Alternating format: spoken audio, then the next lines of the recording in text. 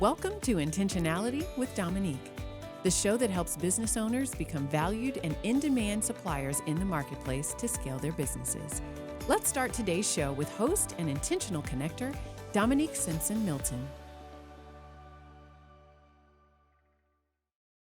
Welcome to another episode of Intentionality, the show dedicated to improving the success rate of entrepreneurs and their businesses by helping them become successful suppliers. I am your host, Dominique Simpson-Milton. Today's show is being brought to you by our friends at Altria in conjunction with the CVMSDC, also known as the Council, which is an economic growth engine for ethnic minority businesses and serves as an advocacy group to help minority business enterprises with certification, development, connection, and advocacy. On today's show, I am so excited to welcome my friend, Andrea Lynons, founder and CEO of All About Presentations, a premier corporate event management company for online, virtual, and in-person events. Welcome to the show, Andrea. Thank you so much for having me, Dominique. It's a pleasure to be here. It's always a pleasure to be in your company. I will say that this is going to be my third year having your company, All About Presentations, completely handle our largest event of the year, BOC. And we're so excited to have you back. Oh, it really is an honor. I think that you have seen not only our growth, but what I love about you so much, not only as a leader, but as a friend, is I think that you encourage and coach entrepreneurs, not just me, but those that are in the council.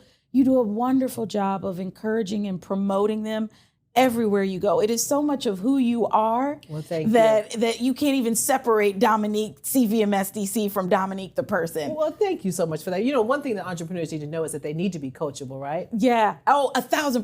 1,000%. Yeah. I think that to me is actually one of the problems that I have seen other people when they fail. We've been doing this for 16 years. And one of the things someone told me at the very start was, don't have a stubborn spirit. Oh, yes. Be open. Be open to the feedback, the criticism. Don't take it personally. Mm-hmm. People are trying to help. And if someone does say something that you feel is a little bit hurtful, you have to separate that. I know in church they say, eat the meat, throw away the bone. Right. But what we do is we say, okay, for that criticism, feedback, critique, let's pretend it's true. Right. Let's pretend everything they said is true. Right. How then do we fix it? How do we address it? What would we do or change and do differently? But like I said, it's so much a part of who you are to give feedback everywhere you go. Yeah. You say, what would make this great? This is good, but let me tell you what would make it great. And that's important. And so for business, let's stay on that point for a little bit longer, because that's really an important point that we didn't plan on touching on, but it's so critical for our listeners, because we want to empower them and encourage them, teach them how to grow. When you have an event, when you do a job for a customer, you have to be bold enough to call back and say, how did it go? Any feedback for me? Any suggestions for me? You do that with your business. We have a debriefing call. We do. If you don't do that, you cannot grow. You cannot grow. And I think sometimes people are fearful to hear what the outcome was. They're a little nervous about that. But I honestly believe that if something is for you, it's for you. Right. And all of this is just encouragement to the next level. If we're all trying to get to the next level, the best way to get there is by getting the feedback. It's so critical. That is so good, so good. Okay, so let's step back to the beginning. Tell everybody what you do at All About Presentations. Oh boy, the Chief Everything Officer.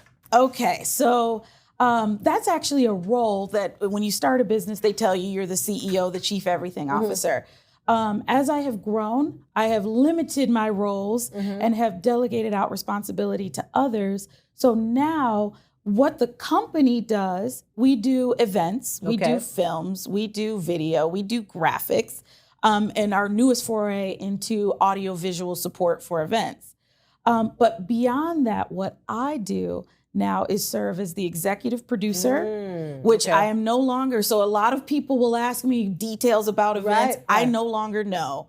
I don't know anything. I'm not in the business as much anymore. I'm trying to be working on the business as much as possible. So we need to talk about that, right? Because that's so important. I've seen that growth in you, right? And guess what? I've seen that growth in me, because when I hired you, right, to take over our presentation, we ran it. So we used to do that. So I used to be in every detail of planning an event. But when we hired you, I was able to offload that and focus on some other things, getting sponsors, whatever else we needed to do, right? So then you took on that role. Talk about the difference between working in your business and working on your business. Well, I think if we can use BOC as an example, Yes. when we first did BOC, there was a few hundred folks that would register. But I think when you stepped out of it and let other people do things and you became the visionary, Right. the person to lead the charge, I mean, we were sold out in months, right? Because there was someone who was looking at the projection of where can we go with this. So we got to a place, I know last year, where it was, standing room only. I mean, we would have to open up a whole nother wall to increase the size of the event.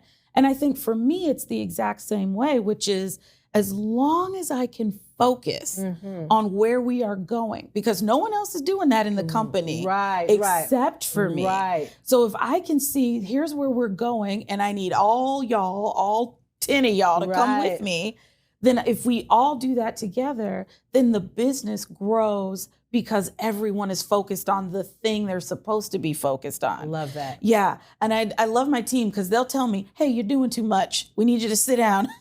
You sit down and focus on the things you need to focus on, especially if I get into it, because I think that's just the nature of being an entrepreneur. We want to know the parts, we want to know what's happening everywhere. But when I think about some of the leaders that I respect most, they can't be, I was thinking about it on the way here. One of my favorite CEOs is Ed Bastian, Delta Airlines. Okay. And I was thinking to myself, he can't be on every flight. Can't be on every flight. He can't be on every flight and be the CEO of Delta Airlines. Excellent point. So I can't be on every flight. I have to let my pilots run that and the flight crew. They got to run it. I have to trust that ground maintenance is doing what they're supposed to be doing, that airport operations is doing what they're supposed to be doing. And then if it bubbles up and it becomes an issue that I need to be involved in, sure, I have to be involved. But beyond that, those flights have to go and make money without me, right? Because I have to look differently at the business. So two important things there. Do the things. You need to do the things. As a CEO, the owner, you need to do the things that other people cannot do. Absolutely. And delegate or bring people onto your team to do the things that you could do it if you needed to, but that they can do on their own. That's absolutely right. And the second part of that, it helps you to what? Scale your business, right? Oh, man. So some people don't understand what scaling is. Explain what scaling is. Well, I just figured this out. Okay. And I figured it out because it was to get out of the daily business. So Andrea has 24 hours, right? Andrea and Dominique now have 48 hours. I love that. Right? Right. Now, Andrea, Dominique, Holly, and other people in this room, we get 4 of us together. Right. We have 96 hours. So we have more opportunities to do things, to accomplish more, the more people that we add. When it's just Andrea, I'm limited by factors that are completely out of my control, like time. There are only 24 hours in the day. We start adding more people, we can now go further with what we accomplish. So I love that you said that, because I tell people all the time, I used to want to be Oprah and Martha Stewart at the same time, right? I wanted to have the cookies baked when the kids came home, wanted to be this powerful businesswoman, and I couldn't figure out how they were getting it done. But they're getting it done just by what you said. They're employing other people. That's right. They've got makeup. They have people doing every aspect, bringing their clothes, whatever it is. That's right. There's a team that helps them to produce who they are in their shows or whatever they're trying to accomplish, right? That's and so we 1,000% have to learn how to have a board of directors in our small businesses. Oh, absolutely. We have to have a team that's smarter than us, right? And that allows us to scale. And another aspect of scaling is if you have a client, if you have enough people to handle 5 projects, but then you got 10 projects coming on the books, what do? Oh, You've man. got to Yeah, you've got to add some more hours, right? You Right. got to, which means people. More people. We got to add capacity. Right. 1,000%. I couldn't agree with that more. I think I'm continuing to learn this lesson about how do you scale. And one of the little nuggets that I found, it's worked for me, I don't know if it'll work for other people, but I hope so, is I will ask myself consistently, what is eating my time today? What did I do too much of today? And in my brain, I don't think of it as too much. It's just, where did I spend my time naturally without me having to force it? Was I doing too much accounting? Why am I looking at these numbers? Shouldn't someone else be looking at this and then sending the report to me for me to review? I shouldn't be entering receipts. Who enters receipts? This is insane. So right? do you use your calendar to tell you how you're spending your time? 1,000%. We Okay. actually use, as a company, a planning system in 15-minute increments. Okay. So from 8:30 a.m., which is our standard operating time, so 8:30 to 5, we do what we call the dailies. It's a daily checklist, and I require it of the entire team that they plan their week the week before. So on Friday at 3 o'clock, Okay. everybody has to submit their next week, which is built into 15-minute increments. I like that. Everybody across the company, and they get measured by that. So that is our measurement tool of, 1, do you have your checklist done? Okay. 2, how efficient is it? Because every day they have to mark those items as complete. Okay, good. And then what you do, one thing I love is when you're out of the office, if you're working on a project or something, your email says it, right? So if I email you, it's going to tell me where you are, what you're doing, and that you're just not available and when you'll be back, right? That's absolutely right. That's kind of the basics too, you know, that we want people to do. But the other thing is it also provides shine. And I'm a big believer that everywhere you go, you should shine the light on other people. I love so that. if we're doing BOC, I want other people to know, and I'm going to give them a link to it, right? That's cool. That's cool for us that we get to do that. Right. But also, we know that people will email us who've never heard of BOC. Right. Okay. Let's talk about the problems that you solve for corporations. Oh, wow. Okay. Yes. So I think we do 4 things very well. What we do is expand capacity, right? Because that's that part we talked about earlier. Every corporation runs out of hours of people, if you will, at some point. So we're a quick extension. We're able to add capacity very quickly. Okay. We also are very flexible. So there's a time when you need more capacity and times when you don't. So when you add in, hey, we just need really smart people for a short period of time, that's the problem that we are solving for them, right? The other thing is expertise. So I've been doing this about 16 years. Like I said, Sweet 16 coming up. Congratulations. Thank you so much. That's outstanding. Thank you so much.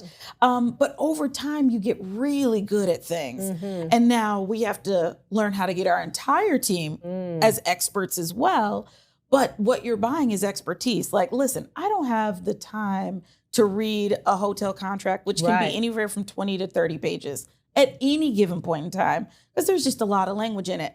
I need someone who can read it and looks for the things that I don't even know are problems to look for, like attrition. That has a huge financial implication. And if it's not done well, it will be very costly. Excellent. And that saves the client money. Absolutely. So I remember at first, I was like, I can't afford all about presentations to handle my event, but you saved me time. You saved me money, and you made my events look more professional, right? That's what so it was invaluable to have you on the team, and so that I could see the return on my investment over and over again, right? Especially at the end of the event, you went back and you're like, oh, we need to save money on this and save money on that. Yeah, we start building a legacy, right? You want a history of these things, because that's really how you save money anytime, right? You have to go, how often do we spend money here, and can we do this a better, smarter way? So that's any time you would want to save money. Okay. Let's go back to your start. Let's go back to the start. So Altria is our sponsor today. Yes. And we actually hand-selected you because you cut your teeth at Altria. Talk about cutting your teeth at Altria and making that transition into your own business. I have a heart for Altria, and I always will. And that is because of the folks that I met there. I started as an intern in college, and it was really sweet. So I'm sure I was a lot more confident than I should have been in my capabilities at the time. But I mean, from the time that I started from an intern, I worked in customer service. I got to see the product go out. So that was a function of sales at the time. And then being in the logistics area into procurement, where I met some incredible and valuable people. Connie Smith, of course, is one of them. My favorite. Legend. Legend. And then there were some other folks there that they took me under their wing and they taught me a lot about business in general. Because my family, they're teachers. Now, in the way back, I do have several entrepreneurs. One of my great grandfather, his name was Sidney Lyons. And he was the creator of the East India Hair Tonic. Oh, wow. Right. And he then invested in oil holdings. And that's a whole different story about generational wealth and how to keep it, Yes, how absolutely. and how to lose it. Okay. But with that, I know that the string of entrepreneurship has been in my bloodline for a while. But my parents are teachers and educators. So I didn't know anything about business at all, about, how things work. And what they did was they taught me not only how a business works, Yes. but also politics.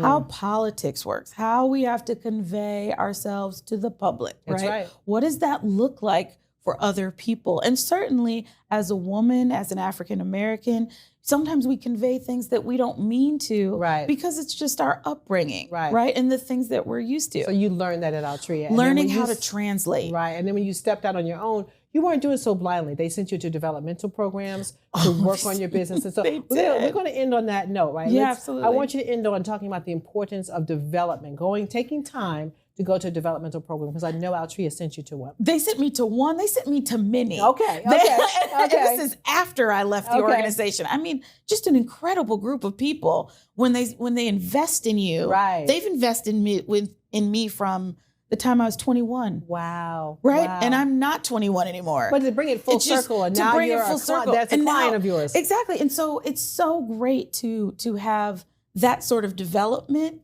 And I think it's important that you not only have people who help you develop, but also self-development, Yes. continuing your education, being a part of groups, associations, councils that can help.